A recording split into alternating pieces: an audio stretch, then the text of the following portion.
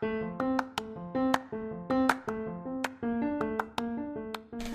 y'all, welcome to the Think Inclusive podcast.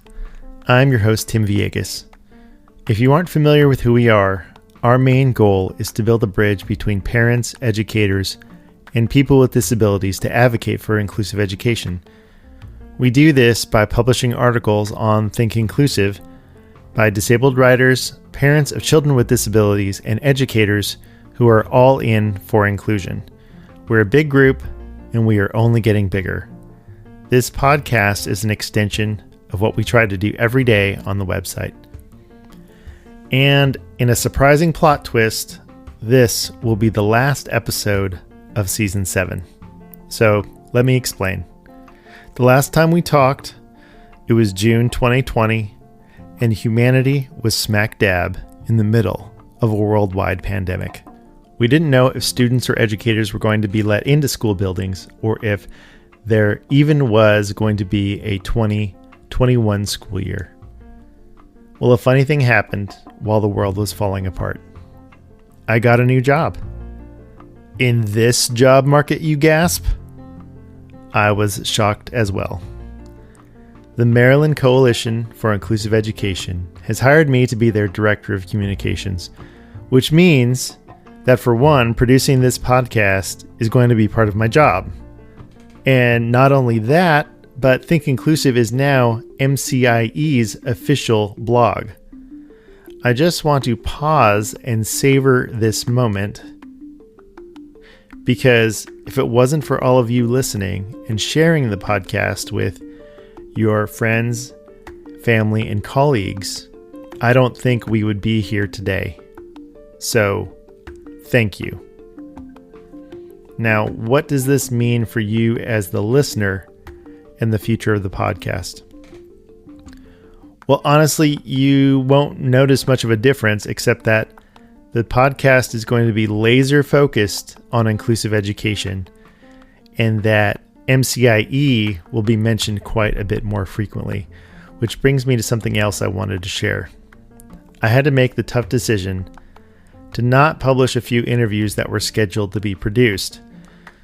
So for Lisa Drennan, Kyle and Brent Peace, Michelle Techner, and Nancy Tarshis, my sincerest apologies. In order for us to get rolling on the new season and editorial calendar for Think Inclusive and MCIE, some things had to get cut. But for those of you who are interested in hearing the complete unedited interviews of everyone I just mentioned and get access to the whole archive of unedited interviews, there is an easy fix. Become a patron. Go to patreon.com/thinkinclusivepodcast and check out the $1, $5, and $10 a month tiers. Okay, that's enough of the commercial. In the next season, I will get you some additional information about how it will all work. So today, I'm very excited about the interviews that we have. First, we have Amy Langerman, a special education attorney and advocate in California and Arizona. And we discuss the difficulty of some parents that are seeking the least restrictive environment for their child and how services are delivered in both of those states. Next up, we have Amanda Selogie and Vickie Brett from the Inclusive Education Project, which is a fantastic podcast if you don't already know about them. And we also discuss LRE and strategies that you can take to help advocate for inclusive education wherever you are on your inclusion journey. Okay, y'all ready? After a short break, my interview with Amy Langerman as well as Amanda Selogie and Vickie Brett of the Inclusive Education Project. Thanks for listening.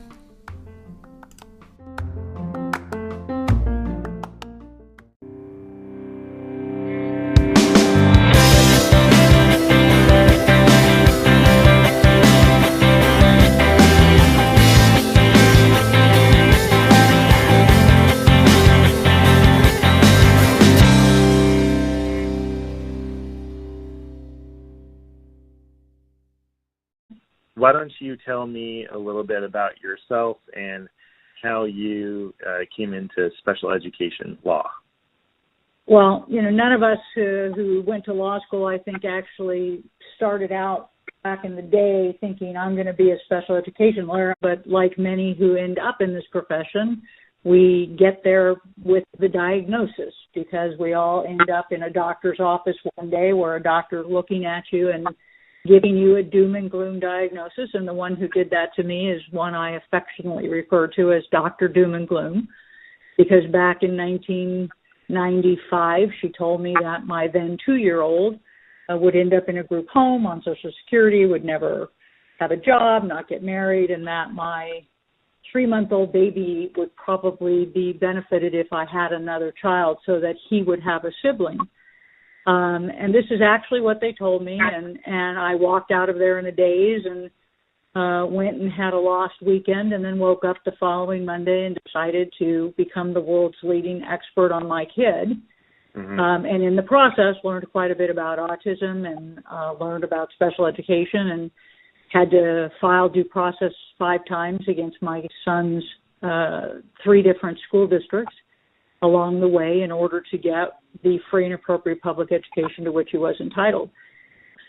So that's how I got into it. And when I decided I no longer wanted to be a trial lawyer and I wanted to have a more peaceful existence, I decided I would work with children full time. And that's what I do in 2 different states. In California, I'm a consultant because I'm not licensed as a lawyer here. And I go to IEP meetings and help plan for educational outcomes. And in Arizona, I still go back and handle due process litigation when advocates and social workers and people who do consulting are unable to get FAPE at an IEP table. Do you see a big difference between Arizona and California and how they deliver services, and then also just the differences in how they interpret the law? Absolutely. It could just be that California is candidly ahead of the game in terms of where it is. It's why I moved to California, because they were 10, 15 years ahead of where Arizona was, and I needed a better school for my son with autism, because what we were getting down in Arizona required him to go to a private school and be segregated because the public school system was simply unable to individualize a program. And what they saw was autism, therefore he should go to what in those days we called an MR program. It was a self-contained class where there were low expectations, even though he was by then several years above grade level. It was undisputed that he would do better in a smaller class, and therefore this is the smaller class we have, you will go here. If we had better inclusive education, he would have stayed in inclusion where he started, but we didn't have the support for that in Arizona. In California, what happened about, 5 or 8 years ago is there was a huge audit of one of the largest school districts in all of California, San Diego Unified, and they were found to be segregating students. And they, in 1 year, pretty much abolished most of their self-contained classes and said we're going to be an inclusion model. They don't do it well, but following that audit, a lot of other school districts realized this is what the law requires, this is where we're going to need to go, we better figure it out. And some schools invested in supports. The school district where I consult for the majority of my time has 2 full-time inclusion specialists, each of whom have an assistant. They have a person who adapts curriculum, and then they have a TOSA, a teacher on special assignment, who is district-wide supporting inclusion. And so when you need to get those supports, they exist, because inclusion cannot be successful without supports. And we see more and more school districts in California going this way and eventually providing the supports and the training and the services that are needed. In Arizona, LRE is a dirty word. When you ask for it, they tell you no. They have all sorts of reasons why, none of which are legally sustainable. They never first consider an inclusive placement and determine whether or not it might work. They just offer you a segregated classroom. And we have had to fight and fight and fight to get inclusive placements. And even then, because the districts just don't like it, they don't support it, and it's hard to impose that on a general education teacher without getting them the training and the support. So in Arizona, they have vouchers where you can get your special education money and leave public education. And many of us who support parents and students with disabilities in Arizona will recommend just take the voucher and go get a private school and take your money and fund your own education. And it's tragic because if you really want an inclusive placement, you should be at your neighborhood school. But if your neighborhood school won't want you and makes it difficult for you to be there, it's pretty sad that you have to either go find a charter school or take the voucher and run. So I do see a significant difference principally as it relates to LRE, because that's something that I'm now training on nationally and that I support for many, many students, particularly those with intellectual disabilities. So in Arizona, do you see any trends toward moving toward a more inclusive system, or is it going to take something like a larger legal action for that state to change? Well, there is no such thing as a larger legal action. If you're thinking of something like a class action or something like that, it turns out under the IDEA, the Individual Disability with Education Act, that's next to impossible because the I means individual. And so they're looking at individual needs and individual rights. And so trying to say you're doing this to everybody is hard to make as a legal argument.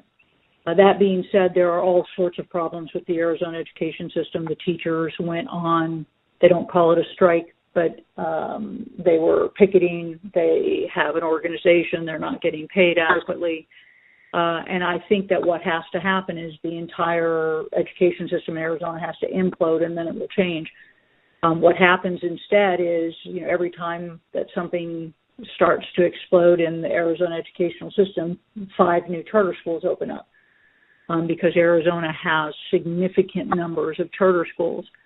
And so, that makes it harder to support public education when the way to support it is to all work together instead of to separate and diversify into how many different charter schools. So I'd like to say that things will change, but, and I'm really trying hard. I'm doing quite a number of preschool LRE cases. So starting at the beginning, when the child comes in at 3, and the district's first and only offer is a segregated school. At that point in time, the student is not legally mandated to go to school because they're under 6.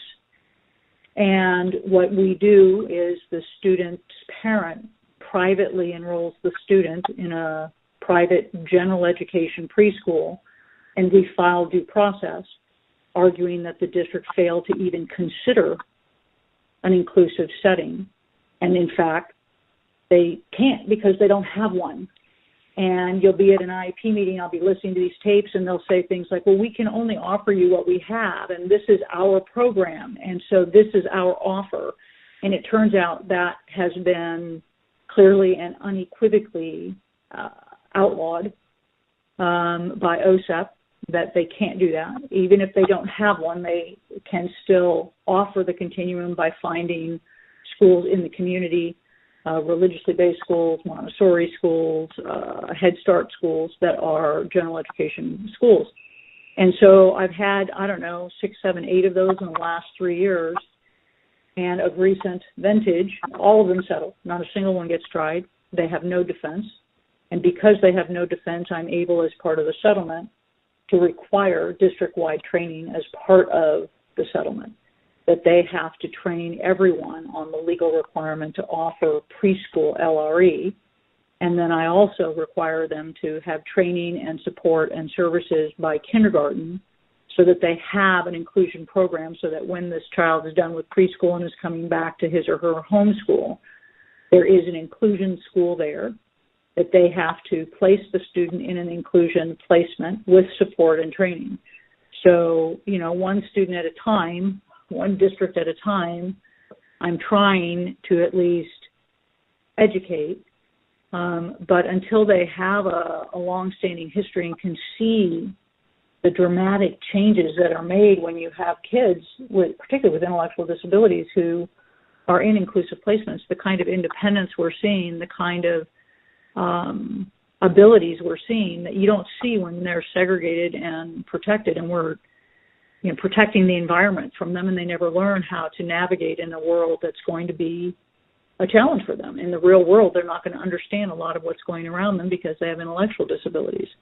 So by putting them in that world from day one and teaching them to use their strengths to offset their weaknesses, they have 18 years of time to learn how to survive and be successful in that environment. And we're seeing much better outcomes, and the research supports that. So, I hope someday Arizona will go that route, but it's been a hard struggle to get them to consider it. Do you see this as a viable strategy for parents and families in other states who are having the same problem with trying to get their child included in preschool? Yeah, it's not just preschool, it's all over the place. First grade, kindergarten, middle school, whatever the case may be, particularly high school. It's like, oh my goodness, how are they going to be successful? Or, it's calculus and it's geometry and integrated math 1. There's no way that we could possibly include these children in such classes. And I actually had a program manager say to me at one point, years ago now, in middle school they do plate tectonics, and how meaningful will plate tectonics be for Billy? Fake name, but you get the point. And literally, that was her argument. Is like, this won't be meaningful to him because it's over his head. So we ought to put him in a class where we can dumb it down and lower the expectation and give him something, more palatable, like counting to 10 and playing barnyard bingo. And so when she said that to me, how meaningful would plate tectonics be? And I looked her straight in the eye without missing a beat, and I said, well, how meaningful was it for you? And she looked at, me with this quizzical look, because she, I'm being impertinent, right? And I'm 61 years old, so an old lady being impertinent, that's, And I looked at her and I said, the reason I asked that is I'm not just trying to be, smart alecky here, but I had to take plate tectonics when I was a kid, and I'm, in my 50s or 60s or whatever, however old I was. And I got to be honest with you, until today, I've never mentioned those words my entire educational lifetime or professional lifetime. So however meaningful it was for you or for me, I find it to be a useless curriculum, but the state mandates it. So I think that Billy should have the same opportunity to participate in the same useless curriculum that everyone else gets to participate in. You asked me, what's the strategy for the parent? The only way for the parent to overcome any of this is through due process. So, imagine what that looks like is you have a dispute with your school district and they want to put your child in a self-contained class, or he's already in a self-contained class, and you want him in a more inclusive class, and they say no, and so you want to file. And you go ahead and you file, and the problem is your child is in their control, and they control the data and the evidence. And so they can make it say whatever they want. And the teachers will always come in and say, oh, he's doing horribly, he makes no progress, it isn't meaningful for him, whatever the case may be, because it's not that they're necessarily lying to sell the party line, but in their mind, the general education teacher's mind, progress is measured the way it is for the non-disabled children. Fantastic. Thanks for being on the podcast, Vickie and Amanda. I'm really looking forward. Oh yeah, absolutely. Been looking forward to this conversation for a long, long time. Would you mind? You're going to have to fight it out on who gets to introduce who you are. But could you, one of you, let our listeners know who you are and what IEP California is? So this is Amanda. I'll go ahead and start with a little bit of my background. In college, I was a child development major, kind of going back and forth trying to figure out my path in life and what I wanted to do. Initially thinking I was going to go into teaching special education. And I had the wonderful benefit of working at a full inclusion charter school in Southern California called Chime Charter, where 20% of the population was children on IEPs or who had special needs and fully included into the general education population. And it was one of those schools, still is, that is a one in a million amazing work that they do to really ensure that inclusive education practices happens on a day-to-day basis. And I fell in love with the students that I worked with. I really found how wonderful the inclusivity of the school helped all of the kids. And while I kind of realized the roadblocks that teachers face going into this field, my aunt's a special ed teacher, so I saw it firsthand from her as well. I realized that it may not have been my path. I was afraid that I wouldn't be able to speak out and stand up for the kids as much as I wanted. So it kind of led me to law school in a way that, I heard about families having to get attorneys and never thought I would be an attorney, but really just it kind of made sense to me that this is what I was supposed to do. It interconnected the advocacy work I wanted to do and really working hands-on with these families. So went to law school specifically to do this area of law and met Vickie. Yeah, and I was a year ahead of Amanda in law school, and we actually met abroad studying abroad in Spain. And I needed a couple more units, and she's like, "Hey, I'm doing this special education clinic that our law school at the time was one of the very few that had a special education clinic." And so I enrolled in the class, very quickly got pulled out of her class to go to, so that was the Los Angeles section, and I got pulled to the Orange County section because I speak Spanish. So we didn't even end up getting that class, but we kept in touch. I went off and worked at a small boutique law firm that did a little bit of special education and then family law and personal injury. And then once Amanda graduated, we'd get together every so often, and we'd talk about our cases and how we just felt really great after leaving each other. And after about her being an attorney for 2 years and me almost being an attorney for 3, we just decided to take the plunge and create our nonprofit, as well as a law firm, a private law firm. But now with the Inclusive Education Project, we found just such a bigger medium to reach out to people. So we actually have a podcast, the Inclusive Education Project podcast. And, we can talk forever, right? We're attorneys. And part of the thing that we came across with our families was that it was so limited, their resources, right? They didn't even know other families were affected in the same way they were. So part of the reason for the podcast was just to record ourselves and put it out there. And as it's grown, will be our 3rd year that we're going into, we're just noticing that it's doing something so much bigger. And just like Think Inclusive, it's getting it out there, the awareness, and creating understanding so that people don't segregate or identify and put a label on people. So our nonprofit has become even more than just the advocacy that we do on an individual basis for our clients. It's really becoming a movement. For Think Inclusive, we get a lot of questions via email about specific situations, and it's always difficult to answer a question about a specific situation when you don't have the whole context. Right. And so, just in general terms, we want the least restrictive environment for a student, and in the law provides specific alternate placements as a continuum of placements. So when right. you look at LRE, the law assumes that at least some kids will be served in another placement.